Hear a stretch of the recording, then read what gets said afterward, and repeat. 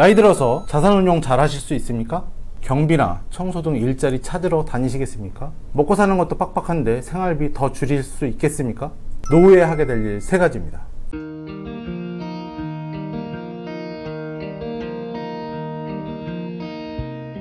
노후에 연금만으로 사시는 게 가능할까요? 연금 얼마 예정돼 있으세요? 2022년 기준 대한민국의 국민연금 평균 수령액은 57만원입니다.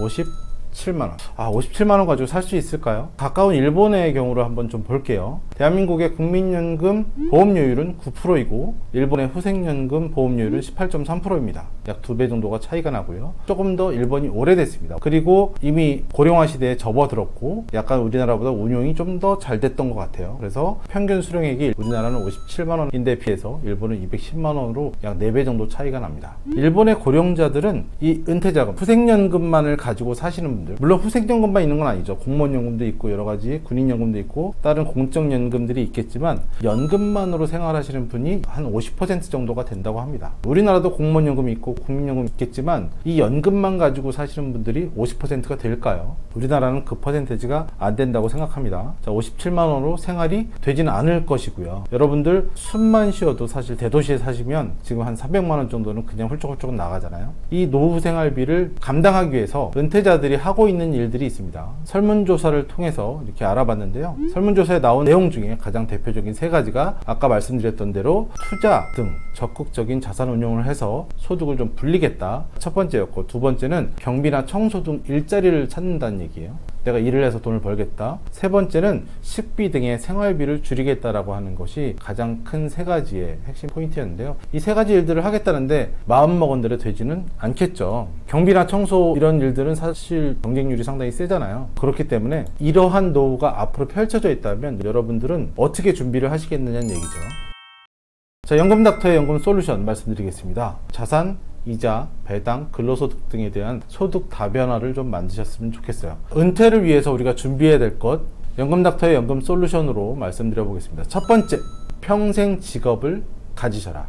우리가 은퇴 이후에도 일을 해서 돈을 벌 수 있다면 그것이 가장 좋은 일인 것 같습니다. 70세, 80세 이 나이가 돼도 하실 수 있는 일들이 있는 것 같아요. 많은 분들이 일을 찾고 계시는데 나이 들어서도 특별한 준비를 해오지 못하신 분들은 그 일자리 찾기가 그렇게 쉽지 않아요. 공공기관의 근로 일들이 참 많이 있잖아요. 그런데 미리미리 준비를 하셨다면, 예를 들어서 뭐 악기를 가르친다든지 캘리그라피를 가르친다든지 뭐 이런 것들에 대한 재능을 미리미리 키워오셨다면 그런 분들은 훨씬 더 취업하기가 수월하실 것 같아요. 제가 아는 분의 어머니는 80세이신데 주민자치센터에서 일을 하시는데 그분이 가르치는 게 뭐냐면 글쓰기 가르치신대요. 손글씨 예쁘게 쓰는 방법 이런 것들을 가르치시는데 수입이 그래도 꽤 되시나 봐요. 80세에 소득도 발생하시고 기초연금도 받으시고 국민연금도 받으시고.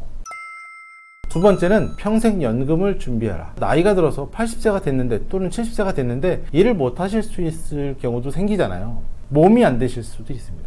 일을 하고 싶어도 취업이 안 될 수도 있고 건강상의 이유 때문에 일을 더 이상 못 하실 수도 있거든요. 그렇게 되더라도 내가 숨만 쉬고 있으면 알아서 나에게 소득이 나오는 연금, 생명보험사의 종신형 연금 형태로 연금을 여러분들이 준비하시는 게 개인적으로 훨씬 더 좋을 것 같습니다. 마지막 세 번째 뭘까요?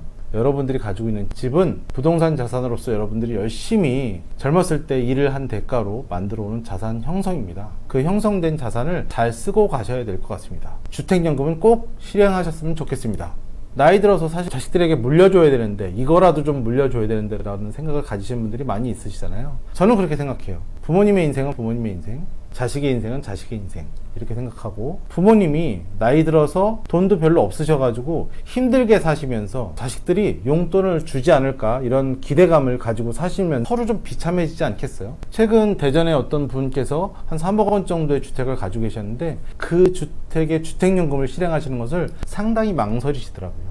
아들한테 좀 물려줘야 될 것 같고 딸한테도 좀 물려줘야 될 것 같고 이런 생각을 가지고 계시는데 어차피 물려지잖아요. 다 못 받고 가시면 물려지는 거고, 다 받고 가셨으면 그동안에 여러분들에게 좋아지는 점이 뭡니까? 소득이 어느 정도 발생을 하기 때문에 내 생활이 윤택해지고 내가 건강을 좀 찾으실 수도 있고, 자식들 왔을 때 손주들에게 용돈도 좀 주실 수도 있고, 그러면 자식들도 자주 찾아오고 이렇게 좀 긍정적인 변화들이 일어날 수 있을 거란 말이에요. 그러면서 같이 오랫동안 잘 살다가 돌아가시면 편안하게 주택에 남은 가액이 있다라고 하면 물려주실 수도 있는 거고, 정 없다라고 하면 그렇게 또 잘 살고 돌아가셨기 때문에 자식 입장에서는 상당히 고마운 일이 아닐 수가 없을 것 같습니다. 자, 은퇴 이후를 위해서 해야 될 3가지 말씀드렸습니다. 첫 번째, 평생 직업을 가져라. 두 번째, 평생연금을 준비하라. 세 번째, 주택연금은 필수다.